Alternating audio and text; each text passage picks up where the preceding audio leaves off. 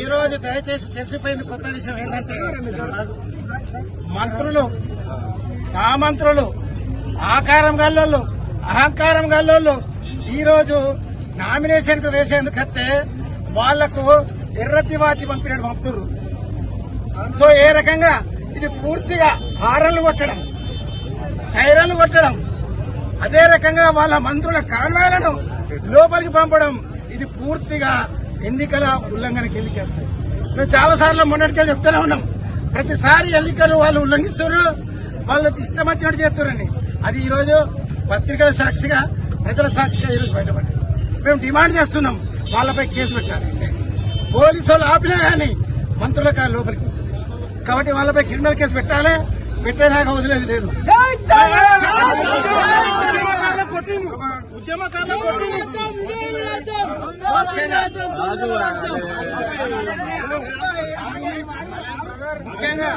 ముఖ్యంగా ఎన్నికలలో కొట్లాడేందుకు భయం అవుతుంది. ఏ రకంగానైనా కొట్లాడ పెట్టుకోవాలి, పంచాయతీ పెట్టుకోవాలని చూస్తున్నారు. మేము చూసినాం లోపల దాకా. మా బళ్ళనేమో అక్కడనే ఆపేసింది. 100 మీటర్ల దూరంలో మా కారు రావద్దు, మా మనుషులు రావద్దు. మరి ఇక్కడికి వచ్చేవరకు ఏంది, మంత్రుల కార్లు సరాసరి పోతున్నాయి. ఇంకా మంత్రుల కార్లు పోతే బాయ్. ఇంకా ఇంకొకటి ఏంది, మన పిసిసి ప్రెసిడెంట్ ఆయన కారు కూడా మంత్రుల కార్లు కూడా ఏ రకంగా ఉల్లంఘన జరుగుతుంది దయచేసి ఇవన్నీ కూడా మీ ద్వారా పోవాలి. మీరేం డిమాండ్ చేస్తారు? మేమేం డిమాండ్ చేస్తున్నామంటే ఈయన వీళ్ళపై క్రిమినల్ కేసు పెట్టారు. పోయిన మంత్రులందరూ ఎంతమంది పోయిన మంత్రులు వాళ్ళందరిపై క్రిమినల్ కేసు పెట్టాలి.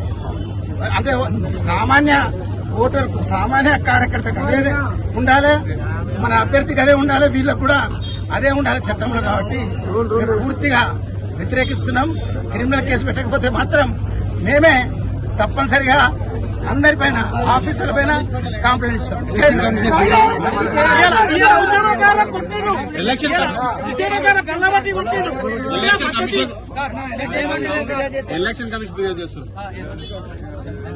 ఎన్నికల కమిషన్ కు ఇప్పుడే ఫిర్యాదు చేస్తారు. ఎన్నికలు సాఫ్ గా జరగలేదు, ఎన్నికలు సాఫ్ గా జరిగే పరిస్థితి లేదు. మొదటి కంచెని మొదలు పెడితే అందరూ కూడా మంత్రులు, కార్యకర్తలు, వాళ్ళ నాయకులు అందరి కార్లు పోతున్నాయంటే ఇది ఎంత దుర్భాగ్యం, ఎంత అన్యాయం. మీకు ఒక చిన్న ఎగ్జాంపుల్ చెప్తా. కేసీఆర్ గారు ముఖ్యమంత్రి ఉన్నప్పుడే కామారెడ్డిలో వారి కాన్వాయ్ను ఆపితే నడుచుకుంటూ పోయి ఓటేసింది. మరి ఈరోజు ఏంది, మన నామినేషన్ వేసారు. మరి ఈరోజు ఏ పరిస్థితి కనబడి మీరు చూసారు. అంటే అధికారం, అహంకారంతో ఈ రకంగా దౌర్జన్యంగా లోపలికి వెళ్లిపోవడం అనేది చాలా అన్యాయం. కేసు పెట్టకపోతే మాత్రం మేమే ఎలక్షన్ కమిషన్ ఫిర్యాదు చేస్తాం. చట్టాన్ని తప్పనిసరిగా తలుపుదాడతాం.